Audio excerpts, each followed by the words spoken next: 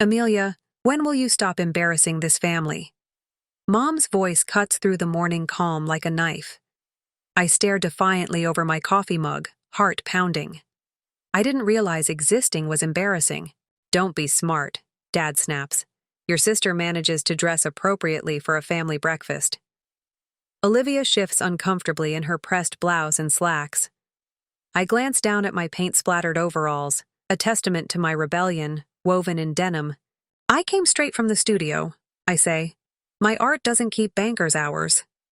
Mom's lips tighten. Art? Is that what you're calling those scribbles now? The words sting, but I refuse to let it show. My name is Amelia Harlow, Amy to the few who actually know me, and I'm suffocating in a family that can't see past their own expectations. They're good enough for the buyers at the gallery, I retort. Dad scoffs. Buyers? As if anyone with taste would pay for that nonsense. Warren, Mom hisses, but he's on a roll now. When are you going to grow up, Amelia? Your sister is already making partner at her law firm. What do you have to show for yourself? I grip my mug tighter, knuckles white. I have my integrity and my freedom. Freedom? He laughs bitterly. Is that what you call mooching off your parents at 25? Paying rent for this overpriced closet you call a guest house? A pittance, Mom sniffs, hardly covers the utilities. Olivia clears her throat. Maybe we could talk about something else? The weather's been lovely. Stay out of this! Dad and I snap in unison. She shrinks back, and for a moment, I feel a pang of guilt. It's not her fault she's their golden child. I stand abruptly, chair scraping against the hardwood. I think I've lost my appetite. Sit down, Dad commands. We're not finished. I am, I say, heading for the door. Mom's voice follows me. This is why you'll never amount to anything, Amelia. You can't even finish a simple family breakfast. I pause, hand on the doorknob. The urge to lash out, to hurt them as they've hurt me, is overwhelming. But I swallow it down. You're right, Mother. I can't finish this. Not anymore. I step out into the crisp morning air, letting the door slam behind me. The manicured lawn of the main house stretches before me, a perfect facade hiding the rot beneath. I stride across it, grass staining my bare feet. My phone buzzes.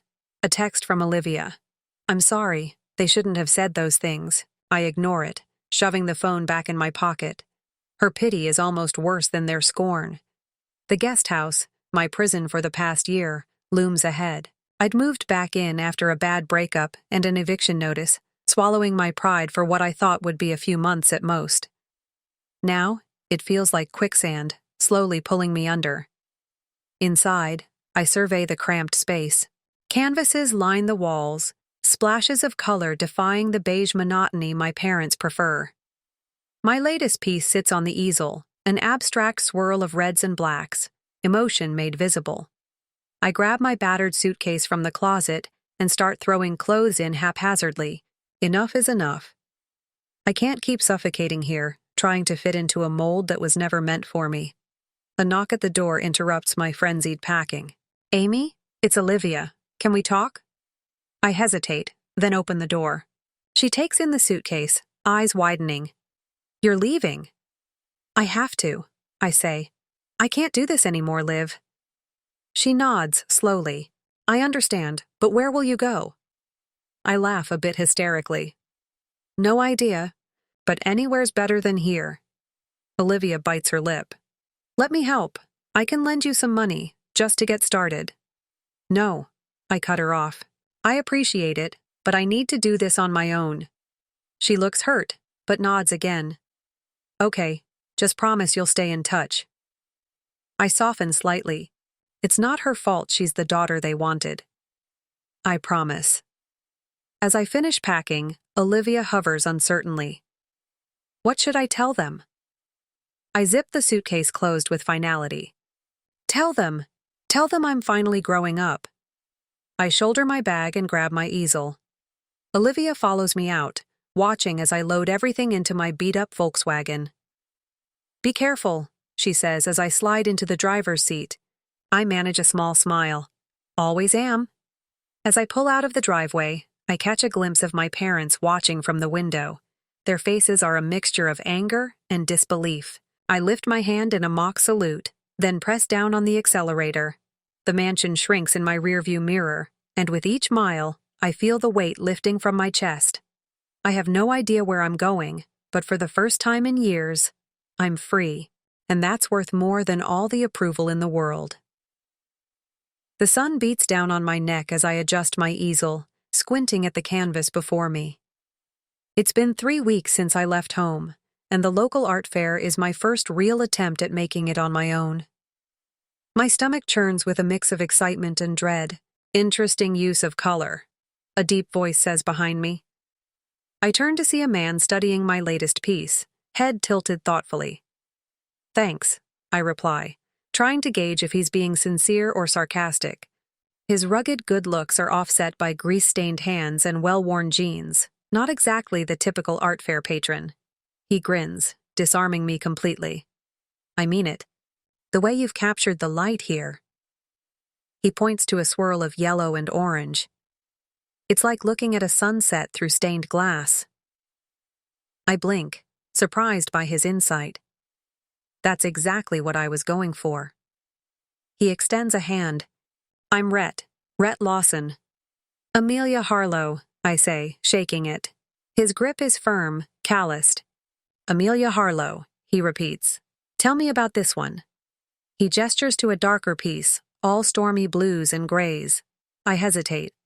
It's deeply personal, painted during one of my lowest moments after leaving home, but something in Rhett's open expression makes me want to share.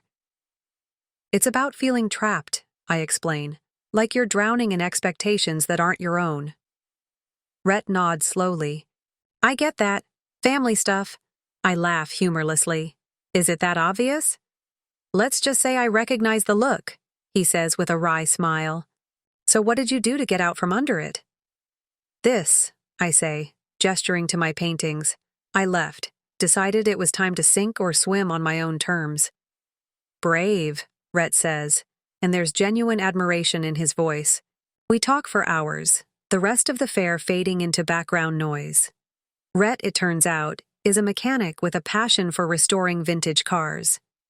He describes engines the way I talk about color theory, with an enthusiasm that's infectious. As the fair winds down, Rhett helps me pack up my unsold pieces. So, he says casually, I was thinking of taking a drive up the coast tomorrow. There's this great little seafood shack about 2 hours north. Want to come? I hesitate. It's impulsive, maybe even reckless. But isn't that what I wanted when I left home? To take chances? To live freely? You know what? Yeah, I say, surprising myself. I'd love to. Rhett's face lights up. Great. I'll pick you up at 10. The next morning, I'm waiting outside my cheap motel room when Rhett pulls up in a gleaming 1967 Mustang convertible. My jaw drops. You like? He asks, patting the hood affectionately. It's gorgeous, I breathe, running a hand along the smooth paint. Restored her myself, Rhett says proudly. Hop in. We cruise up the coast, wind whipping through my hair. Rhett keeps me laughing with stories of disastrous first dates and entitled customers. For the first time in years, I feel truly relaxed. The seafood shack lives up to Rhett's praise. We devour fresh crab cakes and clam chowder at a weathered picnic table overlooking the ocean. So, Rhett says, wiping his mouth. What's next for you? After the fair, I mean. I shrug, suddenly self-conscious. Honestly, I have no idea. I've got enough saved to last a couple of months, but after that, I trail off, the reality of my situation sinking in. Rhett nods thoughtfully. You know, my mom runs this little gallery in town. Nothing fancy, but she's always looking for fresh talent. Want me to put in a word? I stare at him, torn between gratitude and pride. That's really kind of you, but I don't want charity. It's not charity, Rhett insists. Your work is good, Amelia. Really good. Mom's got a great eye. If she likes what she sees, it's because you deserve it. I bite my lip, considering. It's a lifeline, a chance to actually make this crazy dream work. Okay, I say finally. If she's interested, I'd love to meet her. Rhett grins. Great. I'll set it up. As we drive back, the sun setting in a blaze of color that puts my paintings to shame, I feel a spark of hope ignited in my chest. For the first time since I left home, the future doesn't seem quite so daunting. We pull up to my motel, and Rhett kills the engine. There's a moment of charged silence. I had a really great time today, I say softly. Me too, Rhett replies. He leans in, and I meet him halfway. The kiss is gentle, tentative at first, then deepens. When we finally break apart, we're both a little breathless. So, Rhett says, a mischievous glint in his eye. What do you say we make this a regular thing? The road trips, I mean. He adds hastily. Although, the kissing part was pretty great too. I laugh, feeling lighter than I have in years. I'd like that. Both parts. As I watch Rhett drive away, I realize I've taken my first real step towards independence. It's terrifying and exhilarating all at once. Whatever comes next, I know I'm ready to face it head on. The sun dips below the horizon, painting the sky in brilliant shades of orange and pink. Rhett and I sit on a checkered blanket, the remains of our picnic scattered around us. 6 months have passed since that first road trip, and every day has been an adventure. Amelia, Rhett says, his voice uncharacteristically serious, these past months have been the happiest of my life. I turn to him smiling. Mine too. He takes a deep breath, reaching into his pocket. I know it might seem fast, but when you know, right? He pulls out a small velvet box and my heart skips a beat. Amelia Harlow, will you marry me? The ring inside is simple but beautiful, a delicate silver band with a small sparkling diamond. It's nothing like the gaudy rocks my mother always fawned over, and I love it all the more for that. Yes, I breathe, tears pricking my eyes. Yes, of course I will. Rhett's face breaks into a radiant grin as he slips the ring onto my finger. We kiss as the last rays of sunlight fade, wrapped in the warmth of our shared joy. Reality crashes back the next morning as I stare at my phone, thumb hovering over my parents' number. I have to tell them, but the thought makes my stomach churn. You don't have to do this, Rhett says, wrapping his arms around me from behind. I lean into his embrace. I do. They're still my family, even if I trail off, unable to finish the thought. I'll be right here, he promises. Taking a deep breath, I hit call. Mother answers on the third ring. Amelia, is everything all right? Everything's fine, Mother, I say, steeling myself. I have news. I'm engaged. There's a long pause. I see, she says finally, her voice tight. And who is the lucky man? His name is Rhett. He's a mechanic, specializes in vintage car restoration. Another pause, longer this time. A mechanic, she repeats flatly. Amelia, surely you can't be serious. I am, I say, my resolve strengthening. We'd like you to meet him. Maybe we could come for dinner next week. I can practically hear her internal struggle. Finally, she sighs. I suppose that would be acceptable. Wednesday at 7. The week drags by, a mix of anticipation and dread. Rhett remains steadfast, his quiet confidence bolstering my own. When Wednesday arrives, we pull up to my parents' house in Rhett's prized Mustang. Ready? He asks, squeezing my hand. I nod, not trusting myself to speak. Mother answers the door, her smile brittle.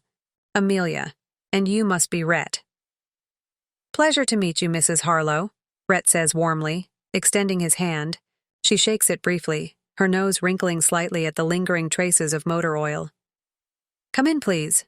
Father and Olivia are waiting in the living room. Olivia hugs me tightly, whispering congratulations in my ear. Father merely nods, his expression unreadable. Dinner is a tense affair. Mother peppers Rhett with questions about his background and education, each answer clearly disappointing her. Father remains mostly silent, watching Rhett with narrowed eyes. So, Rhett, he finally says as dessert is served, what are your intentions with my daughter? Rhett meets his gaze steadily. To love her, support her dreams, and build a life together. Father scoffs. No, but how do you intend to provide for her? Surely you don't expect her to live on a mechanic's salary. Dad, I interject, anger flaring. I can provide for myself. My art? Your art? He cuts me off dismissively. Amelia, it's time to be realistic. This dalliance has gone on long enough. Dalliance? I repeat incredulously. We're getting married. No, Father says firmly. You're not. I forbid it. The room falls silent. Even Mother looks shocked. You forbid it? I say, my voice dangerously quiet. I'm not a child, Dad. You don't get to forbid anything. As long as you're part of this family, then maybe I don't want to be part of this family, I shout, standing abruptly. Come on, Rhett. We're leaving. Rhett rises, his face a mask of calm. Thank you for dinner, Mr. and Mrs. Harlow. I'm sorry we couldn't find common ground. As we head for the door, Olivia catches my arm. Amy, wait. They'll come around. Just give them time. I shake my head, tears threatening to spill. I've given them my whole life, Liv. I can't do it anymore. Outside, I collapse against the car, sobs racking my body. Rhett holds me close, murmuring soothing words. I'm so sorry, I choke out. You didn't deserve that. He tilts my chin up, his eyes full of love. Hey, none of that. I knew what I was signing up for, remember? We're in this together. As we drive away, I feel a strange mix of grief and liberation. The bridge to my old life is burning, but ahead lies a future full of possibility, one I get to shape with my own hands. So, Rhett says, a hint of his usual humor returning. An elopement? I laugh through my tears, the weight on my chest easing slightly. You know what? That doesn't sound half bad. As the lights of my childhood home fade in the rearview mirror, I realize I've made my choice. Whatever comes next, Rhett and I will face it together, on our own terms. The key scrapes in the lock as Rhett and I stumble into our new loft, arms laden with boxes. Sunlight streams through the large windows, illuminating the dusty hardwood floors and exposed brick walls. Home sweet home, Rhett says, dropping a box with a grunt. I spin slowly, taking it all in. It's small, rough around the edges, and absolutely perfect. I can't believe we did it, I breathe. Rhett wraps his arms around me from behind. Believe it, babe. This is our fresh start. We spend the day unpacking, transforming the empty space into something uniquely ours. My easel claims a corner by the window, while Rhett's vintage car posters add character to the bare walls. By nightfall, we collapse onto our second-hand couch, exhausted but exhilarated.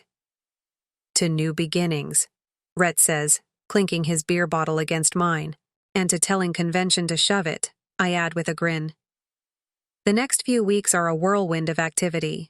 Rhett throws himself into getting his restoration shop up and running, working long hours to transform an old garage into his dream workspace. I set up an online store for my art, nervously listing my first few pieces. You're sure about the prices? I ask Rhett for the 100th time, hovering over the publish button. He kisses my forehead. Your work is worth every penny, Amy. Trust yourself. Taking a deep breath, I click publish. It feels like sending a piece of my soul out into the world. Days pass with no sales, and doubt begins to creep in. Maybe my parents were right. Maybe this is all just a pipe dream.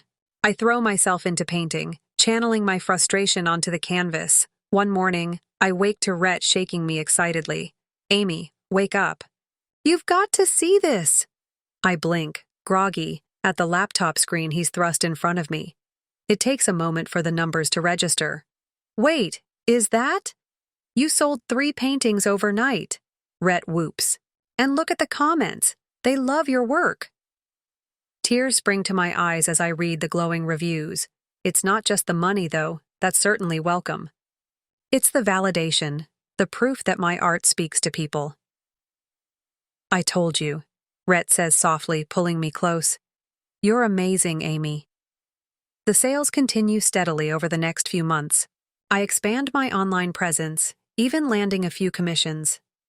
Meanwhile, Rhett's shop gains a reputation for quality work, attracting a loyal clientele of classic car enthusiasts. One evening, as we're celebrating another successful week, my phone buzzes. It's a text from Olivia. "Can we talk? It's important." My stomach twists. I haven't spoken to anyone in my family since that disastrous dinner. Part of me wants to ignore it, to protect the life Rhett and I have built. But curiosity wins out. "Hey, Liv," I say when she picks up. "What's going on?"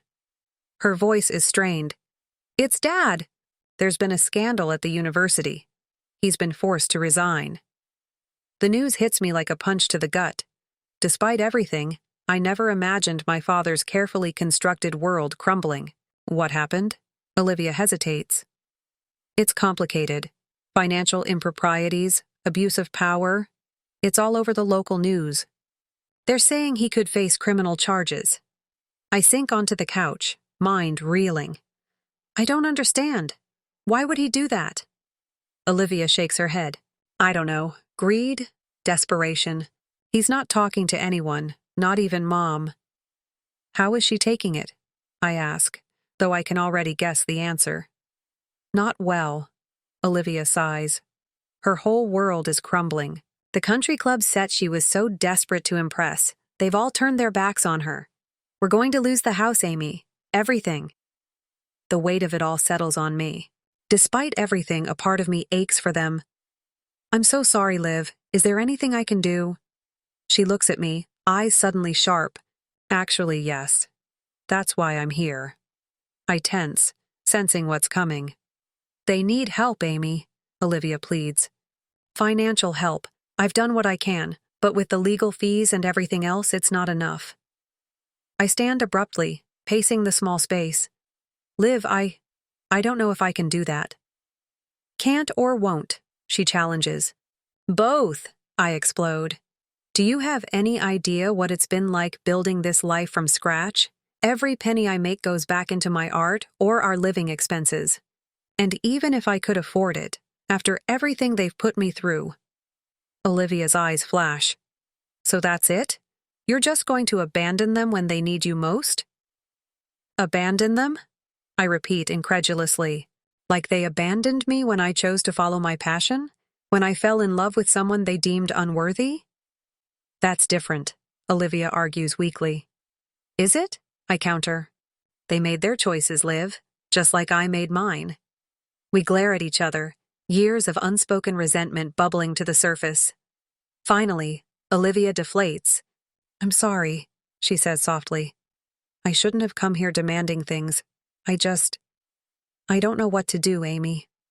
I feel like I'm drowning." My anger fades, replaced by a complicated mix of empathy and weariness. I sit back down, taking her hand. "I get it. I really do. But I can't just write a check and make this all go away." Olivia nods, looking defeated. "I understand. I should go." As she stands to leave, a thought strikes me. "Wait," I say. "I can't give you money, but maybe I could talk to them, try to help them figure out their next steps." Hope flickers in Olivia's eyes. "Would you do that?" I take a deep breath, steeling myself. "Yeah, I think I need to, for my own closure, if nothing else." Olivia hugs me tightly. "Thank you, Amy. You have no idea what this means."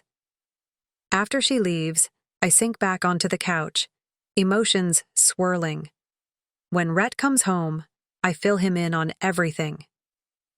"Wow," he says when I finish. "That's a lot to process. How are you feeling about it all?"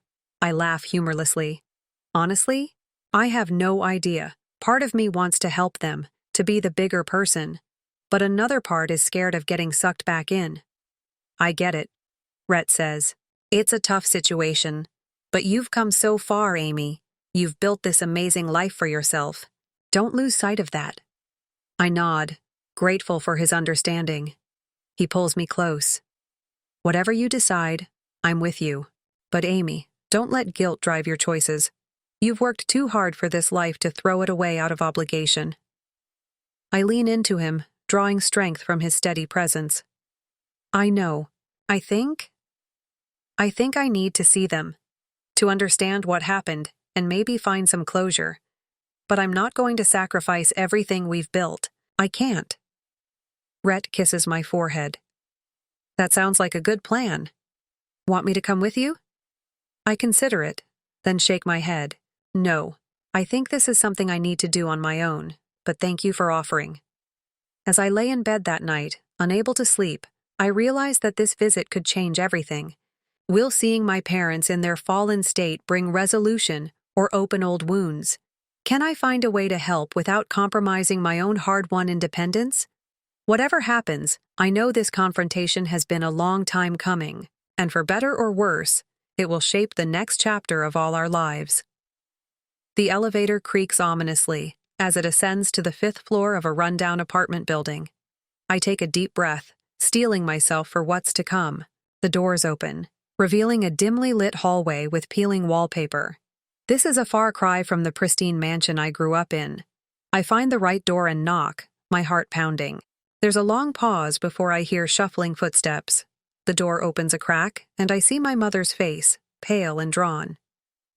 "Amelia?" she says, surprise evident in her voice. "What are you doing here?" "Hello, Mother," I reply, trying to keep my voice steady. "Olivia told me what happened. I thought I should come see you." She hesitates, then opens the door wider. The apartment is small and cluttered, nothing like the meticulously decorated home I remember. Dad sits in a threadbare armchair, staring blankly at a muted TV. He doesn't look up as I enter. "Warren," Mother says sharply, "Amelia's here." He grunts, finally turning to face me. The man before me is a shadow of the imposing figure from my childhood. His eyes are sunken, his clothes rumpled. "Come to gloat, have you?" he says bitterly. I flinch at his tone.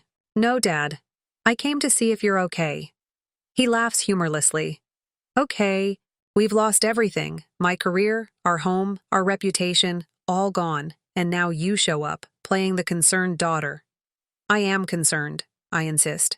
"You're still my parents, despite everything." Mother bustles around, clearing papers off a small couch. "Sit down, Amelia.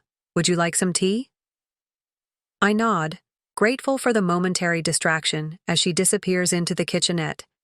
I take a seat, acutely aware of Dad's glare. "So," I say, desperate to break the tension, "have you thought about what you're going to do next?" Dad scoffs. "Do? What can we do? I'm radioactive in academia now. Your mother's little society friends won't even return her calls. We're finished." His defeatist attitude grates on me. "You're not finished. You're just starting over." "Easy for you to say," he snaps. "You chose this life of struggle. We had everything, and now you know what it's like to live without a safety net," I finish, like I've been doing since I left. Mother returns with the tea, her hands shaking slightly as she sets down the tray. "Let's not argue," she pleads. "Amelia, tell us about your life. Are you managing all right?" I see the real question in her eyes. Are you here to help us? The realization sends a chill through me. Is that all I am to them now? A potential lifeline. "I'm doing well," I say carefully. "My art is selling, and Rhett's business is taking off." "Oh yes, the mechanic," Dad mutters. I ignore the jab. "We're building a life together. It's not always easy, but it's ours." Mother nods, a forced smile on her face. "That's lovely, dear. And have you given any thought to, family obligations now that we're in this difficult situation?" And there it is, the request I've been dreading.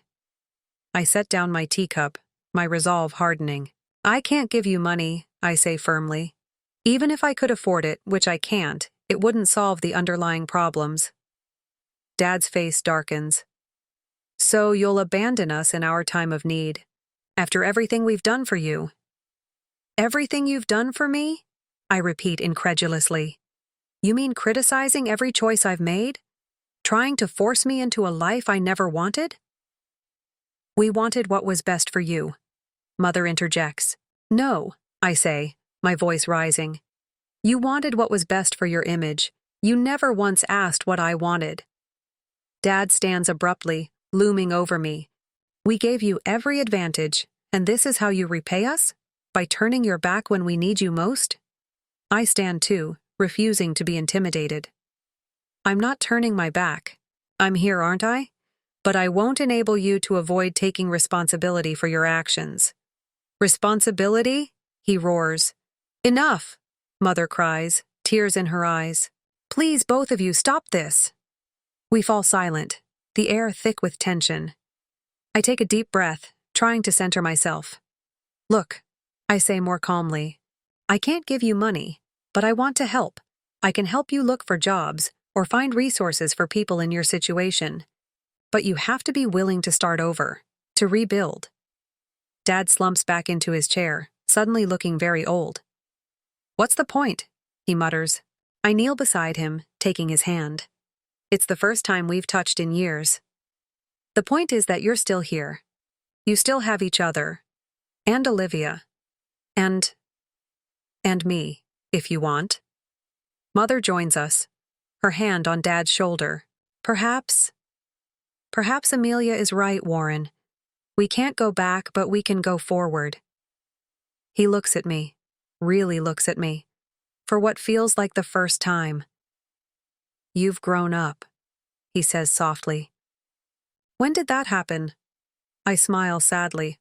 While you weren't looking. As I leave the apartment an hour later, I feel drained but oddly hopeful. It's not a fairy tale reconciliation, but it's a start. A chance to build a new relationship, one based on mutual respect rather than expectations. I step out into the fading sunlight, taking a deep breath of the city air. Whatever comes next, I know I can face it. I found my strength, my voice, and no one can take that away from me. The crisp autumn air carries the scent of possibility as I stand before the newly expanded Lawson's Vintage Restorations. Rhett's dream has grown, and with it, a space for my own aspirations to flourish. The storefront gleams, half filled with lovingly restored classic cars, the other half transformed into a cozy art gallery showcasing my work. Ready for this? Rhett asks, squeezing my hand. I take a deep breath, nodding, as I'll ever be. The grand opening is a whirlwind of faces, friends, fellow artists, car enthusiasts, and curious locals. I float between conversations, my heart swelling with pride at the admiring glances cast at both the vehicles and my paintings. This is incredible, Amy, a familiar voice says behind me. I turn to see Olivia, looking slightly out of place in her tailored suit, but smiling genuinely. Liv! I exclaim, pulling her into a hug. I'm so glad you could make it. She steps back, taking in the gallery. I wouldn't have missed it. Your work, it's beautiful. I never really understood before, but now I see what you've been trying to tell us all along. Her words bring unexpected tears to my eyes. Thank you, I manage. That means more than you know. Olivia's expression turns serious. Listen, I wanted to apologize for everything. For not standing up for you more. For buying into Mom and Dad's expectations. I shake my head, cutting her off. You don't need to apologize. We were both just trying to survive in that house, in our own ways. She nods, looking relieved. How are they doing? Mom and Dad, I know you've been in touch more than I have lately. I consider my words carefully. They're trying. It's not easy, but they're making an effort to rebuild their lives, to see things differently. Dad's even talking about volunteering at a community college, teaching a night class. Wow, Olivia says, clearly surprised. That's not what I expected. Me neither, I admit. But I think losing everything forced them to reevaluate what really matters. Our conversation is interrupted by Rhett's mother, Evelyn, bustling over with a tray of champagne flutes.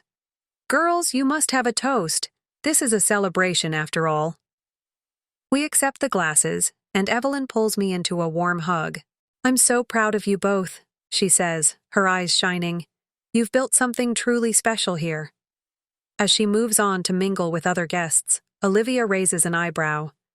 She seems lovely. She is, I say, a wave of gratitude washing over me. She's been more of a mother to me these past few years than… I trail off, not wanting to reopen old wounds. Olivia nods in understanding. I'm glad you found that support, Amy. You deserve it.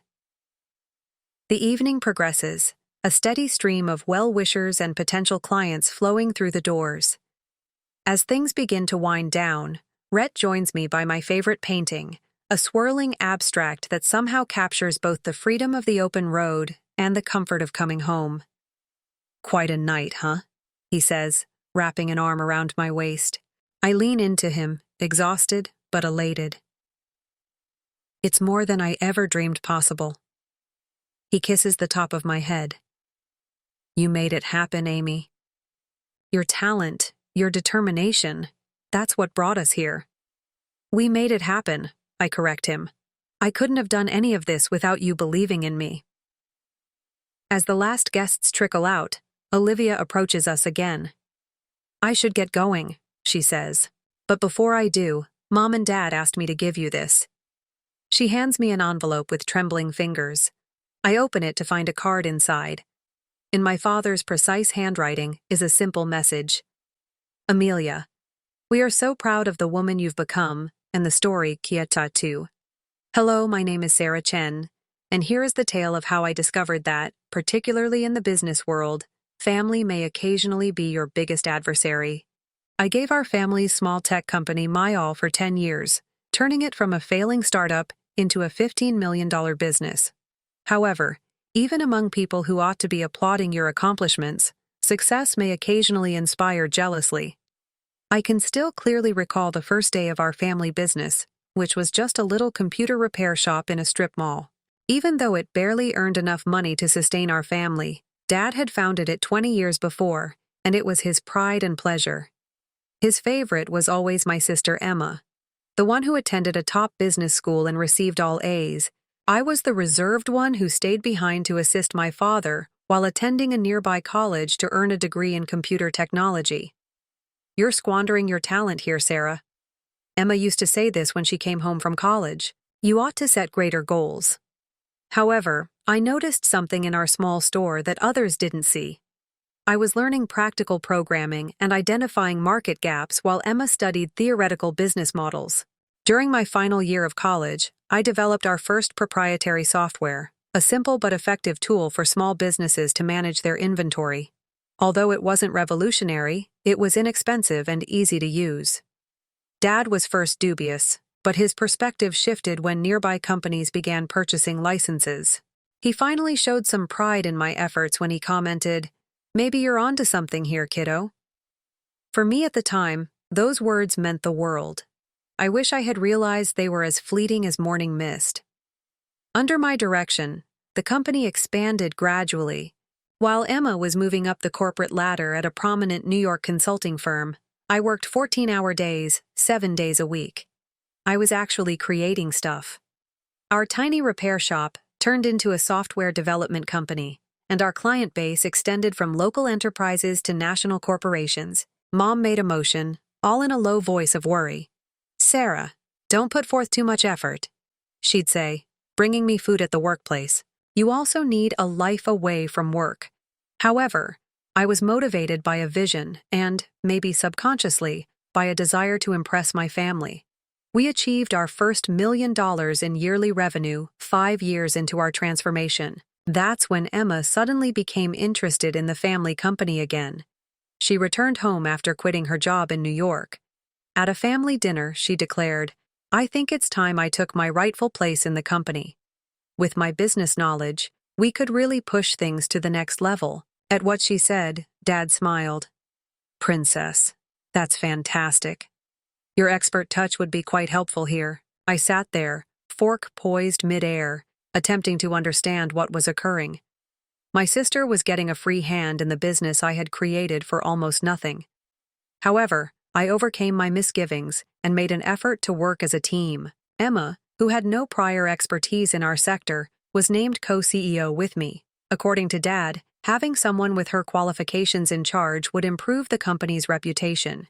She was in charge of marketing and investor relations, while I concentrated on operations and product development. In contrast, the following 5 years were spent continuing to build new software solutions and sustain customer relationships. As the company's spokesperson, Emma concentrated on projecting a glamorous picture of herself. She collected entrepreneurial prizes and spoke in media about being a woman in technology, all while claiming credit for the inventions my team and I had made. The animosity between us increased along with our sales, which reached $50 million a year. Emma began removing me from critical meetings, making decisions without consulting me, and steadily pushing me to the fringes of my own creation. Then came the day that everything changed. Dad's 60th birthday celebration. Naturally, Emma came up with the idea for the party. All of our business partners were invited to the huge ballroom of the most expensive hotel in the city, which she had hired. It wasn't so much a birthday party as it was a networking gathering, but Emma was like that. There has to be a reason behind everything. I came early to assist with the setup, wearing a plain black outfit that Emma chastised right away. Would you not have been able to try harder? She has. Those that are coming tonight are crucial. I chose to ignore her remark and concentrate on welcoming visitors as they came in.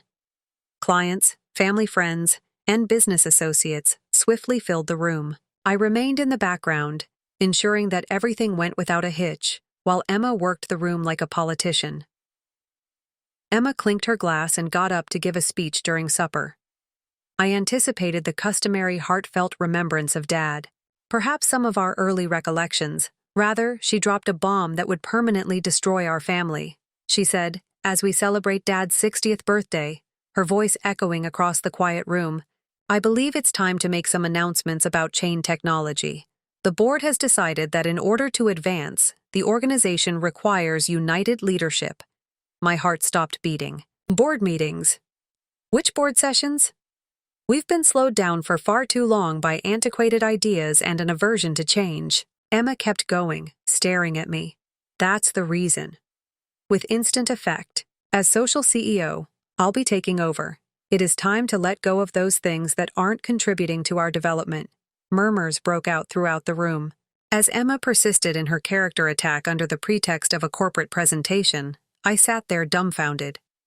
Some people are better suited to technical roles rather than leadership, she continued, her voice brimming with fake pity. Although my sister Sarah has done a good job of maintaining our legacy systems, we need vision to compete in the modern market. We require perfection. You're simply not suited for this kind of work, Sarah, to be honest.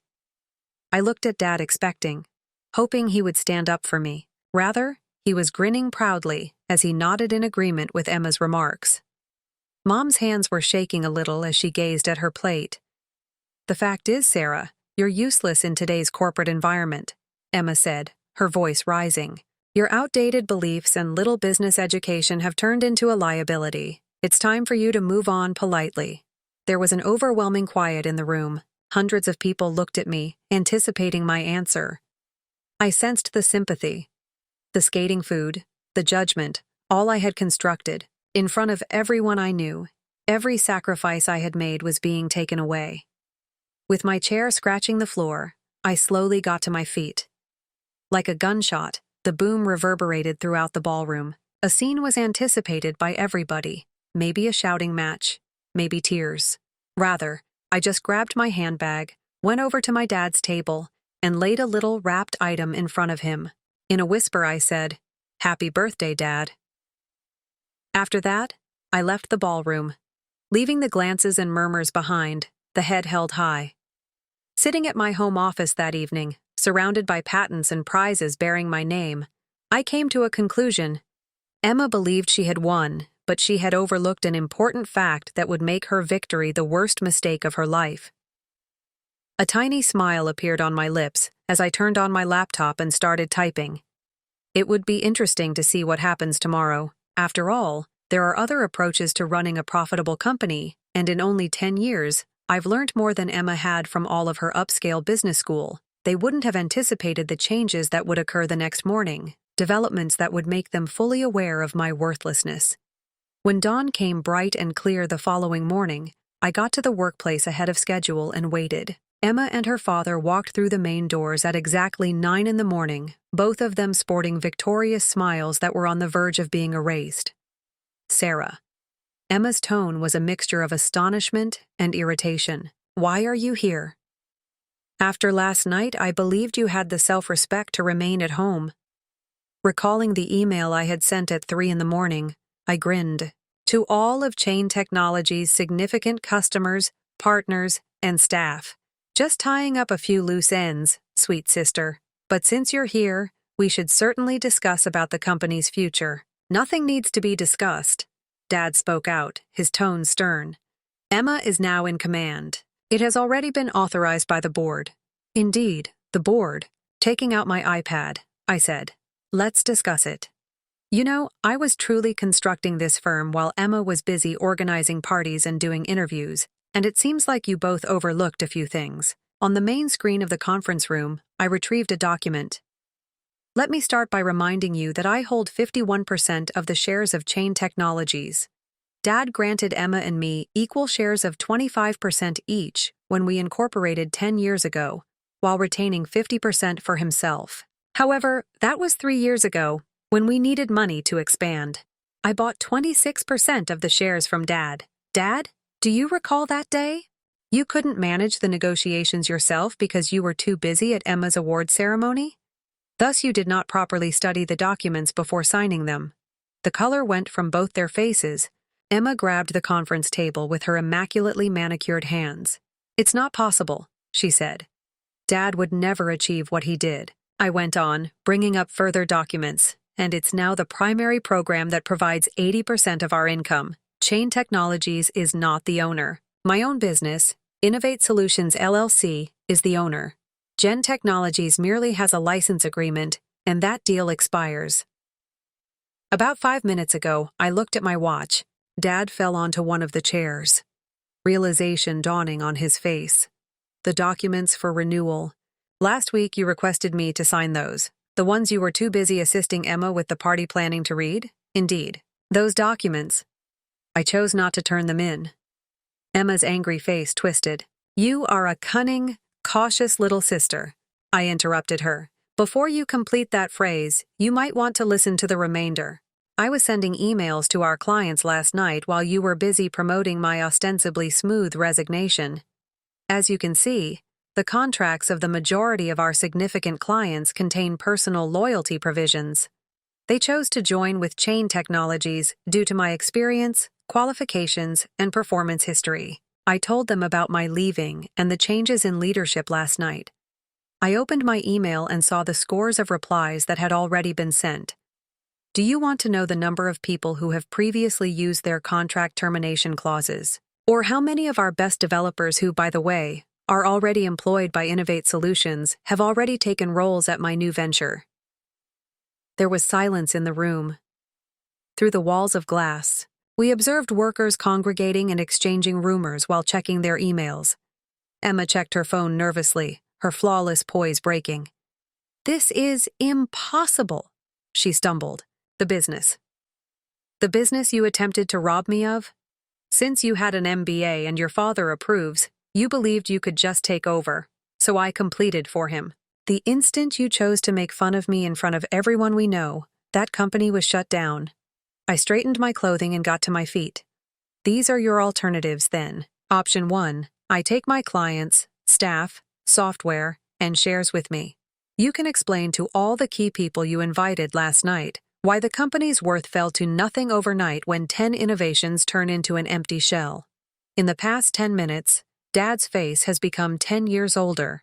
What about the second option? Weakly, he asked. Choice number 2, both of you step down. I assume complete command of 10 technologies. As silent partners who get dividends but have no operational influence, you retain your shares.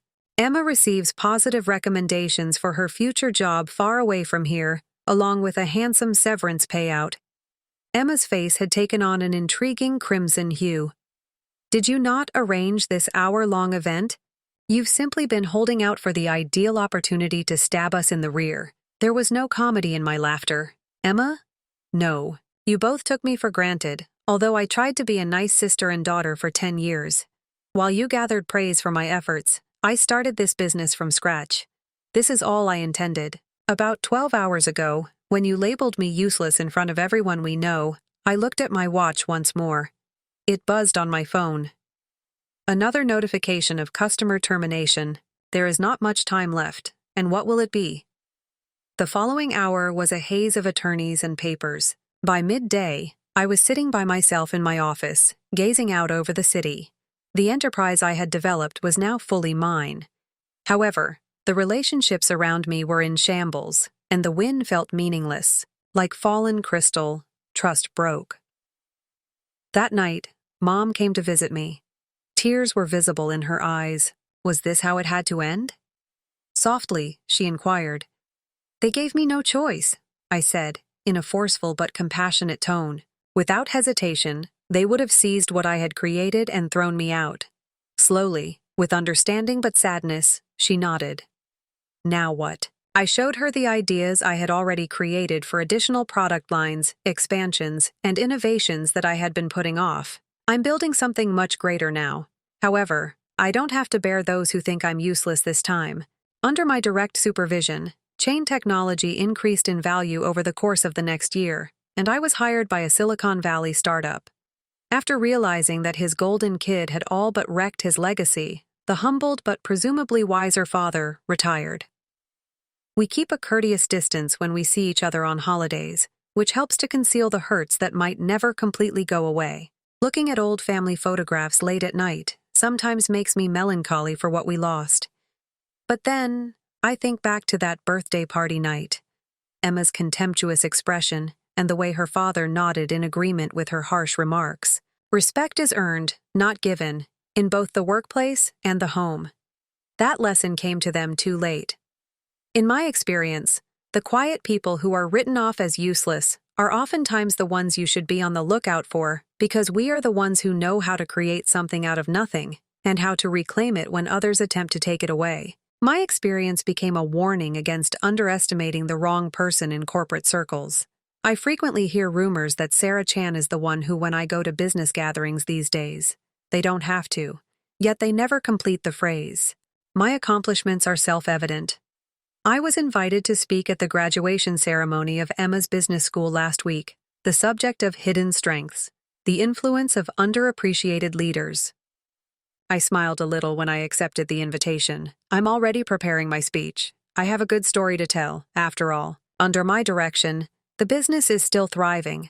More significantly, though, I made decisions that gave me peace of mind. Sometimes merely disproving others is the most powerful message you can convey, and sometimes the finest. Getting revenge doesn't mean destroying other people. It's about getting so high that they are forced to acknowledge their own errors. As I write this from my office overlooking the city, I'm reminded of something my mother once told me. The best retaliation is success, but wisdom is understanding when to give up on retaliation and begin looking for air. She was correct. I no longer feel the desire for vengeance. I now concentrate on creating something significant that will last beyond all the little familial conflicts and jealousies. That wrapped birthday gift is still with me. I never handed Dad a picture album that chronicled the company's growth from a small repair business to its current state.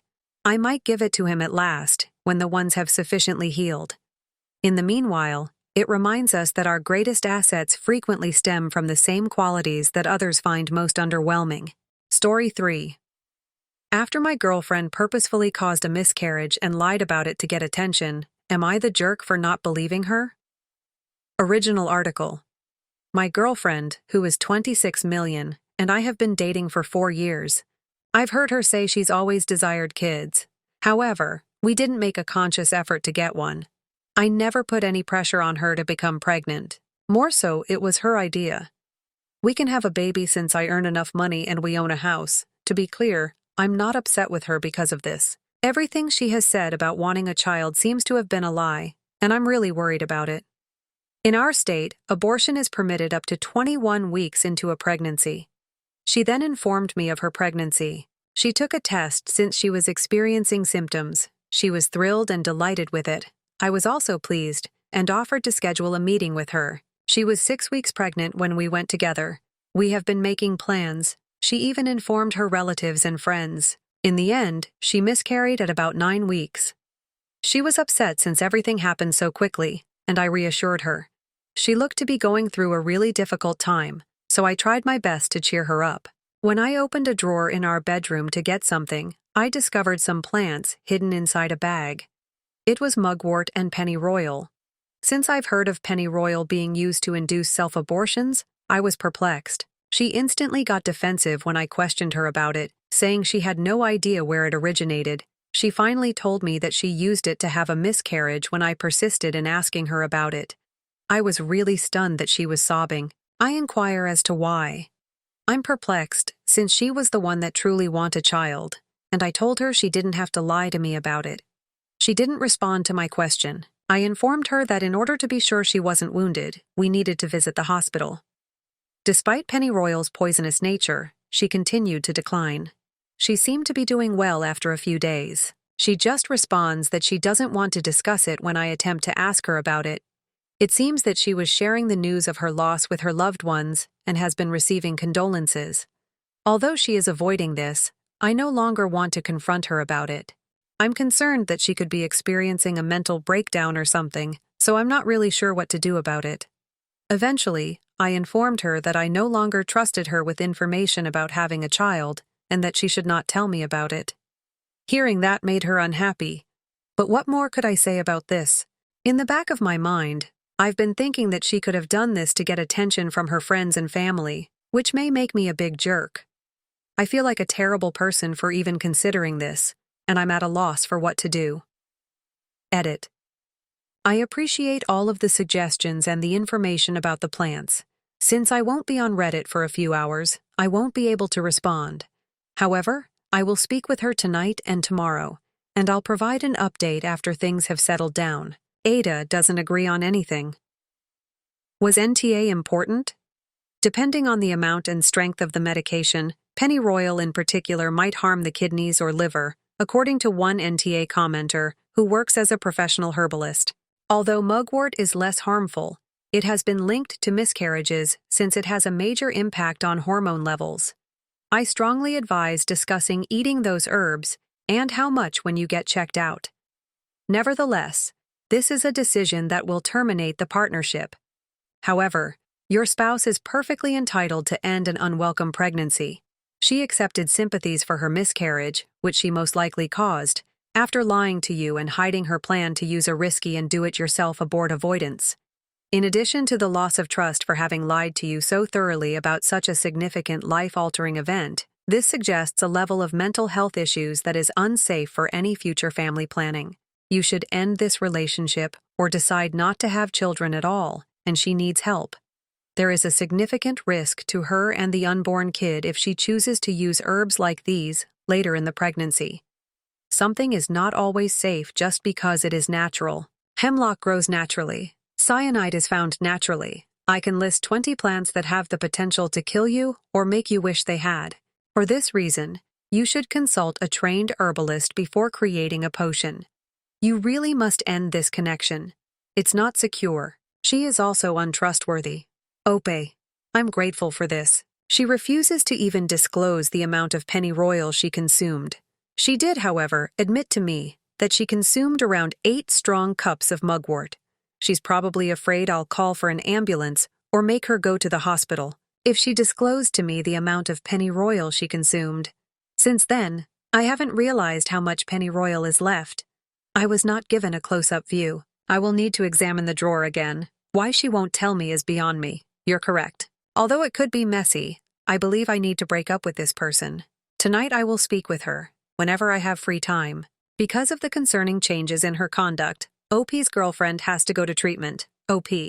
You're correct? She is in dire need of treatment.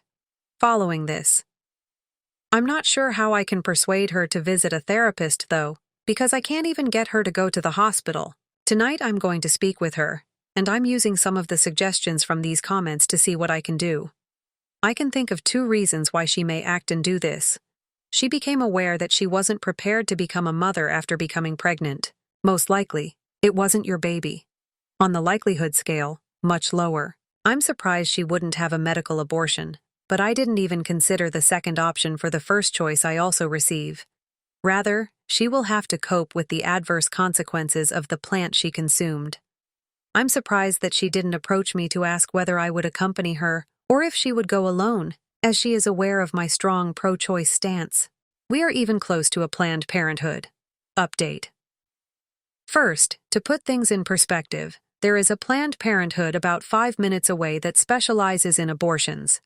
I can see why some could believe the protesters were the reason she didn't want an abortion. I know exactly what you mean. Every day on my way to work, I pass that particular location. I haven't seen any demonstrators. With the exception of a few automobiles on the side of the road, it is often deserted. But after reading the comments, I can still see why she wouldn't want a medical abortion. I questioned her about her purpose and why.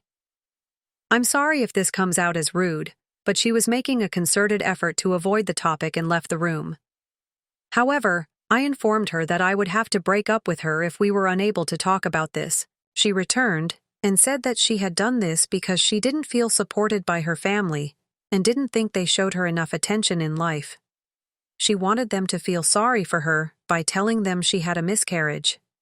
She might have simply lied about having a medical abortion rather than injuring her body with a poisonous plant, which perplexed me. She informed me she wanted to experience a real miscarriage when I questioned her about it. All of this simply seemed ridiculous to me, so I didn't say much more since I was so shocked and perplexed. She informed me that she didn't want to end our relationship and didn't want me to be upset with her. She was pleading with me to keep our relationship going. Is there any possibility that the baby would not have been mine? I questioned her. No, she answered.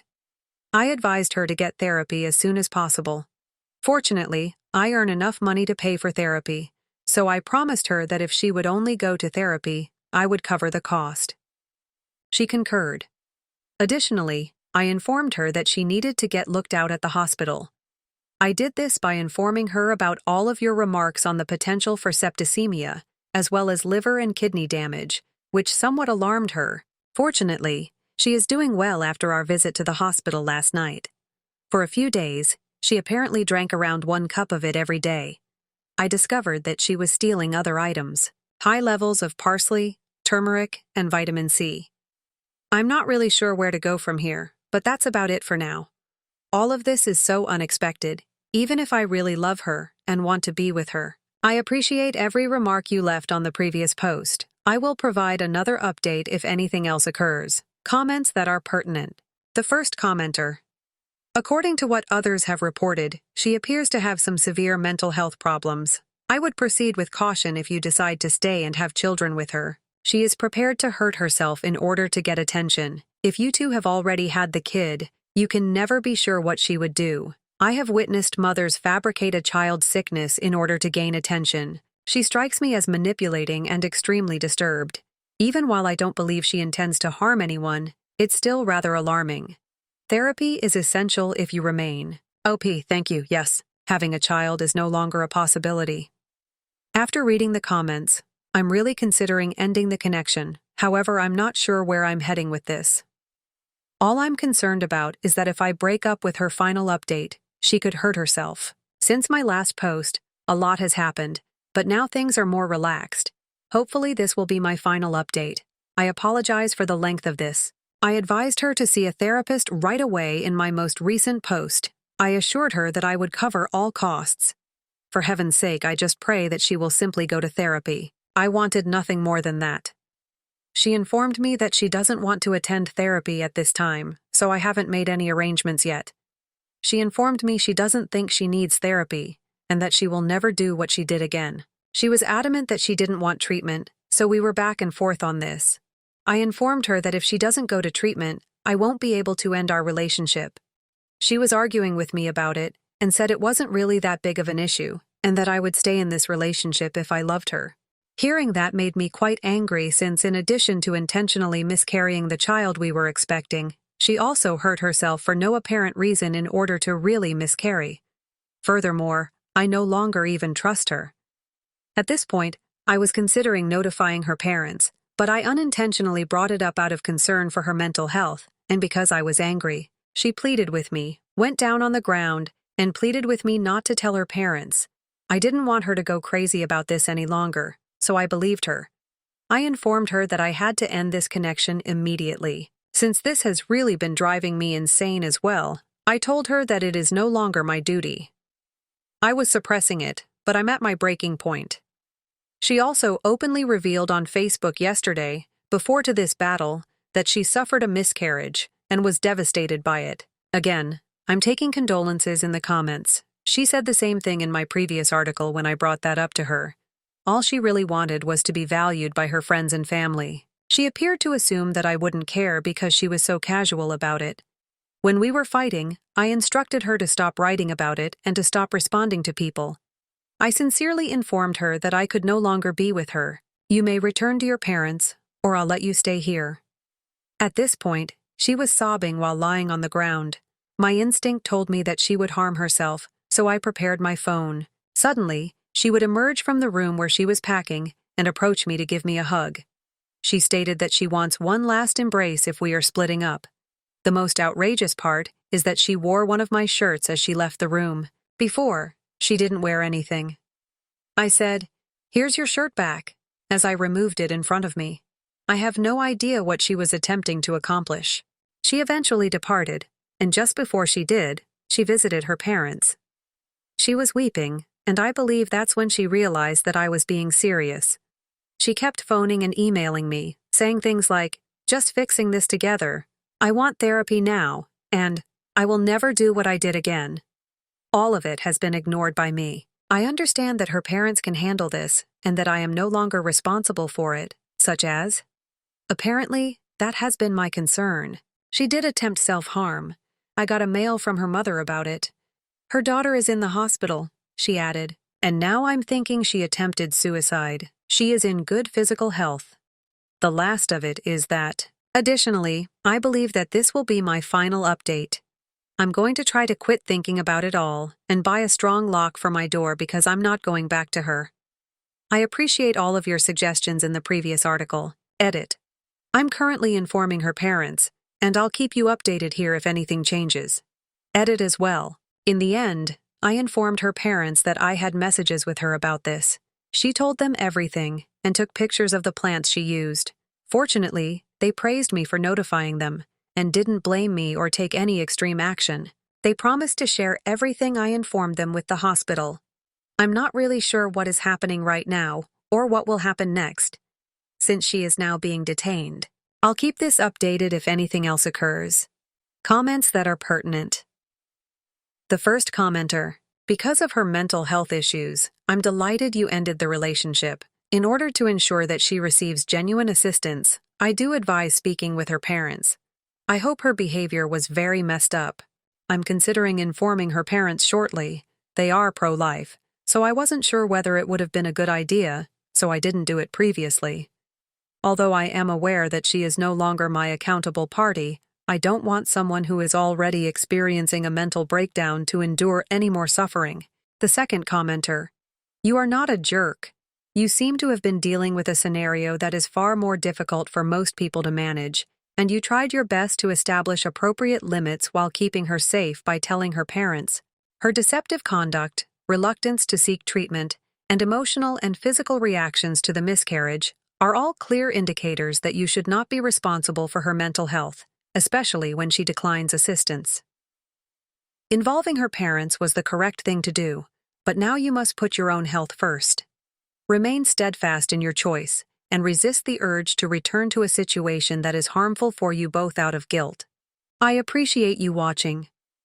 Please click the notification bell if you haven't already, in order to receive updates on additional startling real-life stories that are happening in your area.